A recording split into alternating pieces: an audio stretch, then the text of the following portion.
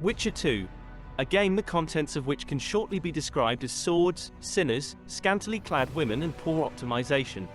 A game which served as a predecessor to one of the biggest gaming success stories in history and a sequel to a game which was almost not made, due to a lack of skill and budget constraints, but which I will likely never play due to it not including any achievements in Steam. Witcher 2 is an old game now, made by the infamous Polish game development team CD Projekt Red and released just 15 days after the demise of an evasive elvish bandit in 2011. Witcher 2 is a story of a professional monster killer who always inevitably gets tangled into politics, despite trying to stay clear of them. You take control of his decisions and choose the path you want him to follow. Either fighting for the status quo and supporting the nation of your former king, possible ramifications be damned, or joining up with looters, murderers and daft peasants who happen to be fighting for a futile fight for racial equality in one of the darkest and most violent fantasy worlds ever written. I'm going to be straight up. The game is absolutely amazing, one of the best ever created, a true testament to Polish cultural genius. The story is incredibly well written and stands up well to the source material it draws from, complementing and respecting it beautifully, instead of letting bodily waste rain down on it. The characters are the best I have encountered in any game, and choosing even non-important dialogue options in conversations is a joy to do, even though I did not understand most of the backstory mentioned in them. If you like a good story, you simply have to play this game. I was also surprised by how much your choices matter, even more so than in Witcher 3, as around 50% of the game is completely different based on your choices of loyalty in Chapter 1. Speaking of Witcher 3, this game feels quite seamless to pick up after finishing that, as a lot of the mechanics are very similar, despite looking very aged and archaic. The only big downside is less mobility in the world and at times downright awful level design. So, what of the achievements? Well, The Witcher 2 features quite a handful of them, but not too many for a game of its length. Many of the achievements are related to the story and the different choices you can make in it, which makes a lot of sense, as there are some choices I believe almost nobody would make otherwise, such as mercilessly letting some people explode to bits in front of you or killing defenseless creatures that Geralt would never choose to harm in the books. These story achievements are also great for the reason that they encourage you to play the game for a second time after you have finished, to experience the other half of the story. Some choices are forced down upon you with the achievements, such as sparing a complete pain of a monarch at one point of the game, which was a bit of a letdown, as you do not get the choice on the other playthrough. I know that otherwise literally no one would make this choice, so the achievement had to be included because of that, but it simply left me unsatisfied in the end when I got it. There are some general gameplay or exploration related achievements of varying quality. Again, most of them are quite usual and unmemorable, unlocked naturally while playing through the story. However, there are two which irked and annoyed me a bit. Nothing too bad, but also nothing commendable in a game of this quality. One of them was the amass 10,000 coins achievement. While it doesn't seem like a bad idea to have in an open-world adventure game, being in fact quite usual in this genre, it really doesn't make sense in a game like Witcher 2. Namely, Witcher 2 is quite railroaded, meaning that the vast majority of the monsters you will fight are going to be a part of a quest. There is incredibly little to do in the world otherwise.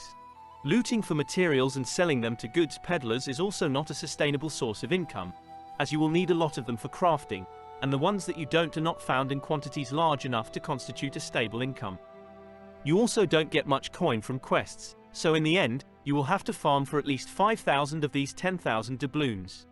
Doing this is extremely boring, as you will have to either farm all monsters in a certain location, wait a couple of days, repeat, etc., cheese the scripted event game mechanics for infinite monster spawns, or arm wrestle with muscled men for 100 coins a match.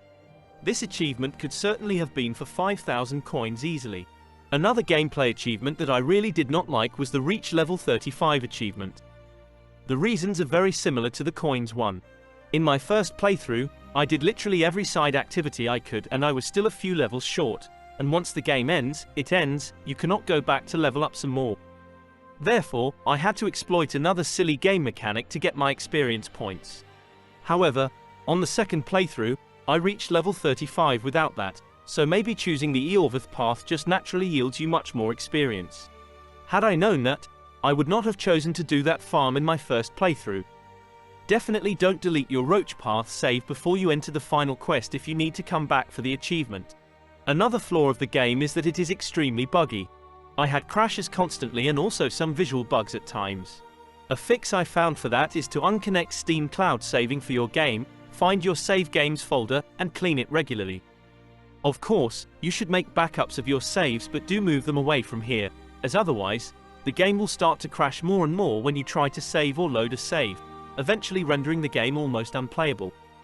You also need to save a lot, as the game is very frugal with the autosaves it provides, so you will have to play some quite long stretches of the game again if you die and forget to manually save for a while. There are also some bugs which can cause you to die for no fault of your own, which can be devastating on your second playthrough, as you will need to do it in permadeath mode. For example, I got completely stuck in my first playthrough in the very beginning, as I kept getting bodied by guards in a dungeon. I thought my game was broken, as it clearly wasn't progressing as it should, until I waited a bit longer before progressing and found it to continue smoothly. I think the reason was that I disabled difficult quick time events in the options, which is a must in the permadeath mode, and the game didn't know what to do because of that. And now to the permadeath mode itself, or the Madman achievement. There is a lot to say about this. Overall, I think it was a moronic decision to include. In a lot of games, permadeath mode works fine, but not in Witcher 2. One reason is the bugs, which can cause you to die for no reason, as I showcased just now. Another reason, and this really irked me, is that in combat situations, you are given very bare-bones instructions on what to do, which can prove to be fatal during difficult boss fights, which can end hours and hours of your gameplay if you make even a single tiny mistake.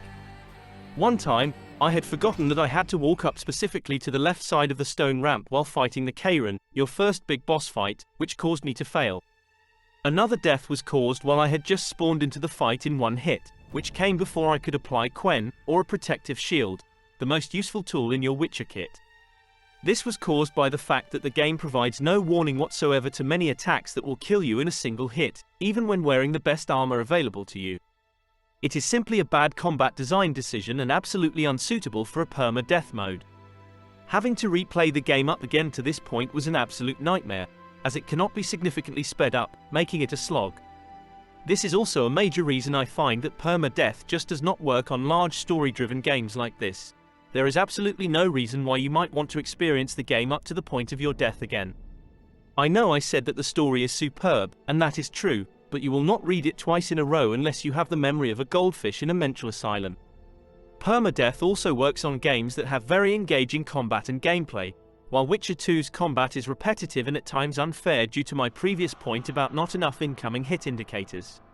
What I did enjoy about this mode was that it highly encourages you to always seek the best gear available to you and really make the most of what the game provides.